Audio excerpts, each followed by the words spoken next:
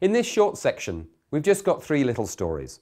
And one of the things I have found is that through all the time I've been speaking with people, communicating with people and helping people learn, stories are incredibly powerful. We've almost forgotten the art of storytelling.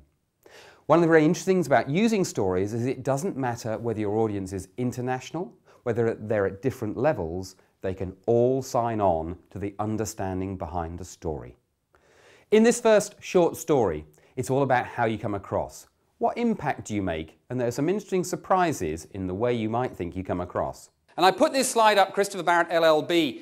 Now, those 3 initials are because for some obscure reason I have a law degree. I have a degree in law from University in London. And that entitles me to put those initials after my name. And I had a very interesting lesson about the way buyers think early in my career. And I want to take you on a journey. I want you to think of a story, true story this, take you to Australia. And in Australia there's a well-known part of Australia called the Hunter Valley. Some of you may have drunk the wine from it, yeah? And halfway up the Hunter Valley there's a small town called Cessnock. And in that town there is the Cessnock Coach Company.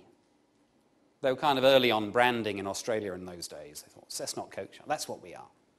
And I was a rep for a hardware company, ranked Xerox at the time, and I was going in to explain to this buyer why one of his systems had failed, and it had failed just over a year since they bought it.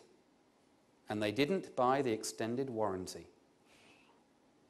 So I sat down opposite this buyer and I explained for a long, long time, gave him my card, and in those days, because I wanted to look impressive, on my card I'd got Christopher Barrat and then LLB after my name. And I explained all of the issues, and I went through with him in great detail, and I thought I was having a great impact. And at the end of one of my sessions, when I'd finished, I thought, I've told him all he needs to know. He looked at my card, and he said, Christopher Barrat, LLB. What's that stand for? Little lying bastard? I don't have LLB on my card anymore, I can assure you. And that taught me about the way you need to come across. In this next story, there's a wonderful commercial concept, the idea of having money, authority, and need. It's quite well known in business, certainly in selling and buying circles. And how do you get that across to people? Here's a wonderful short story, which is all about picking up your daughter from the station. My kids want to be picked up from the station or the bar that they're in late at night. Does anybody else have this problem? Yeah, they ring you, don't they? Say, hello. Yeah. Now, the interesting thing is in my family, I have 2 of the 3 things here, okay? In my family, I have the money and I have the authority to go and pick them up. I don't have the need. My wife actually has both the money and the authority and the need because she's more caring about her children than I am. So now my kids have got used to this now, so when they ring up and I answer the phone, it's like 10:35 or just 5 to 11 at night or something, and picking up, and the phone goes, and he goes, oh, hi Georgie, it's Dad here. Oh, is Mum there? Because they know I got the money and authority, but I ain't got the need. Show me somebody who has. In this last story, it's all about whether you put people in boxes they shouldn't be. Are you thinking about people in a certain way, and because of that, you always think they'll behave like that?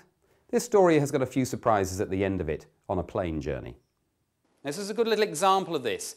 I bet when Doreen came up, you thought, oh, damn, I can't sell her the active skiing holiday. Because your belief said that, in general, this won't appeal to somebody who looks like this. And that's okay, that's a good generalization. You have to take care with that. I had an interesting flight once where I got on the plane and I'd sat down, and a lady, a lot older than this, a little old lady, was helped down the aisle, and she sat next to me. And we were sitting on the runway. She went, bing. And the stewardess came along. She said, yes, can I help you, love? She said, could I have a drink, please? And the stewardess went away and came back with a glass of water. And the lady said, oh, I was hoping something stronger. And the stewardess said, I'm sorry, we don't serve alcohol until we've taken off. She said, okay, do you want the water? No, thanks. Okay, fine.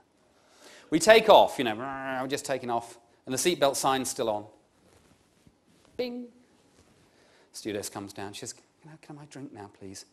And the stewardess says, I'm sorry, we don't serve alcohol until we've actually turned off the seatbelt sign. Is that okay? Okay. And at that point, I knew that this lady was nervous of flying, and she obviously didn't do it very often. And so I thought I ought to work on comforting her, because I'm that kind of guy. So I turned to her and said, it's your first flight. She said, oh no. I said, oh, do you fly often? She said, yes, I do. They give you free drinks.